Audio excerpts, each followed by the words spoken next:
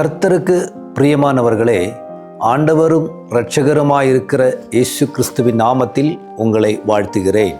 இந்த நல்ல காலை நேரத்திலும் உங்களோடு தேவ வார்த்தையை பகிர்ந்து கொள்ளும்படி கர்த்தர் எனக்கு தந்த இந்த நல்ல நேரத்திற்காய் நான் தேவனுக்கு நன்றி செலுத்துகிறேன்.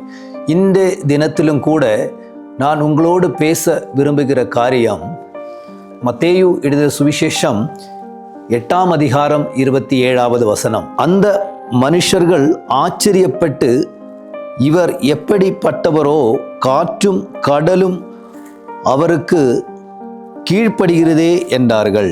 நாம் வாசிக்கும் பொழுது, நாம் இந்த உலகத்தில் இருக்கும் பொழுது அநேக அதிகாரங்கள் உண்டு. ஆனால் இந்த வேதத்தில் ஆச்சரியப்படும்படியான ஒரு அதிகாரத்தை பார்க்கிறோம். நம்முடைய வாழ்க்கையில் வியாதி வரும் பொழுது சில டாக்டர்கிட்ட போகிறோம். சில மருத்துவங்களால் நமக்கு குணமடைகிறது. நமக்கு வியாதியின் மேல் சில மருந்துகளுக்கு அதிகாரம் உண்டு. அதே போல கணவருக்கு மனைவியிடத்தில் சில அதிகாரம் உண்டு. மனைவிக்கு தன் கணவரிடத்திலும் சில அதிகாரங்கள் உண்டு. குழந்தைகளுக்கும் தகப்பனாருக்கும் தமிழ் அதிகாரம் உண்டு. ஆனால் அதற்கு மேலாக இந்த ஆச்சரியப்படும்படியான ஒரு அதிகாரம், அவர்கள் பயப்படும்படியான ஒரு அதிகாரத்தை நாம் இங்கே காணப்படுகிறோம். ஏன் அப்படி என்றால், இந்த உலகத்தில் இதுவரை யாரும் பார்க்க முடியாத, யாரும் கண்டிட்டில்லாத, யாரும் இதுவரை காண முடியாத ஒரு அதிசயத்தை இங்கே காண்கிறார்கள். அவர்கள் பிரயாணம் போகும் பொழுது அவர் படகில் பலத்த காற்றும் பலத்த மழையினாலும் காற்றினாலும் படகு அங்கும் இங்குமாய் ஆடிக்கொண்டிருக்கிற பொழுது அந்த காற்றை அவர் சாந்தமாக்கி அந்த கடலின் திரைகளை அவர் அமைதிப்படுத்தின பொழுது ஆச்சரியமாக இருந்தது. நாம் சொல்லும் பொழுது இந்த காற்றுக்கும் இந்த கடல் கொந்தளிப்பும் இதுவரை சாந்தமாய் யாருமே பார்த்தது கிடையாது.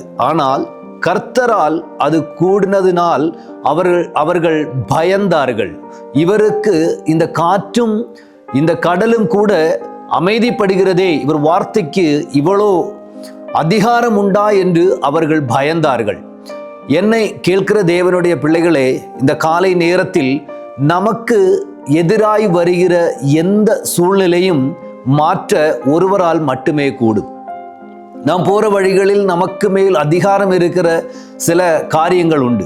அதற்கு மேலாக அதை நம்முடைய நடைமுறை வாழ்க்கையில் நமக்கு உதவி செய்ய, நம்முடைய தேவைகளை சந்திக்கப்பட, நீங்கள் எந்த சூழ்நிலையில் இருந்தாலும், எந்த நிலைமையில் இருந்தாலும் உங்கள் நிலைமையை மாற்ற கர்த்தரால் மட்டுமே கூடும் என்று இந்த வேதத்தில் தெளிவாக நாம் காண முடிகிறது. தேவனால் இந்த இடத்தில் அவர்கள் ஆச்சரியப்பட்ட விஷயம், கர்த்தருக்கு பல அதிகாரங்கள் உண்டு. அதிகாரங்கள் அப்படி சொல்லும் பொழுது, அவர் காற்றையும் கடலையும் சாந்தமாக்கினார். அது மட்டுமல்ல, அவர் அநேக பூதம் பிடித்தவர்களை, பிசாசு பிடித்தவர்களை கூட அவர் குணமாக்கினார். தேவனால் கூடாத காரியம் இந்த உலகத்தில் எதுவுமே கிடையாது. அதனால் நம்முடைய தேவைகளையும் நம்முடைய சூழ்நிலைகளையும் கர்த்தர் அறிந்து, உங்கள் தேவை எதுவோ அந்த தேவைக்கு கர்த்தர் நிறைவேற்ற அவர் வல்லவராக இருக்கிறார். அதனால் நாம் தேவனை சார்ந்து மனிதனை சார்வதை பார்க்கிலும் தேவனில் சார்ந்து நம்பிக்கையாய் நாம் இருப்போமானால் நம்முடைய எல்லா காரியங்களையும் நிவர்த்தி செய்ய அவர் ஒருவரால் மட்டும் கூடும். ஒருவேளை நம்முடைய சூழ்நிலைகள் பல நிலைகளில் பலரால் மாற்றப்படும். ஆனால் நம்முடைய எந்த சூழ்நிலையும் அவர் ஒருவரால் சந்திக்கப்படும் என்பதை இந்த காலை நேரத்தில் உங்களிடத்தில் சொல்ல நான் விரும்புகிறேன். உங்களுடைய சூழ்நிலையை கர்த்தருடைய சமூகத்தில் ஒப்படைத்து நீங்கள் ஜெபிப்பீர்களா? நானும் உங்களோடு சேர்ந்து ஜெபிக்கிறேன். எங்கள் நல்ல ஆண்டவரே, இந்த நல்ல நேரத்திற்காக நான் ஜெபிக்கிறேன். ஏசப்பா, உமது பிள்ளைகளை ஆண்டவரே இந்த வார்த்தையினாலே நான் ஆசீர்வதிக்கிறேன். ஆண்டவரே, அவர்கள் சூழ்நிலை எதுவாய் இருந்தாலும் என் கர்த்தர் அதை மாற்றி அவர்களுக்கு ஒரு ஆசீர்வாதமாய், ஆண்டவரே, ஆச்சரியப்படும்படிக்கு அந்த கடலை கொந்தளிப்பை மாற்றினது போல அவருடைய வாழ்க்கையில் எதிராய் நிற்கிற சூழ்ச்சிகளை மாற்றி சமாதானத்தை கர்த்தர் கொடுத்து ஆசீர்வதிக்கும்படிக்காக நான் ஜெபிக்கிறேன். இயேசுவின் நாமத்தில் எங்கள் பிதாவே, ஆமென், ஆமென். God bless you. கர்த்தர் உங்களை ஆசீர்வதிப்பாராக.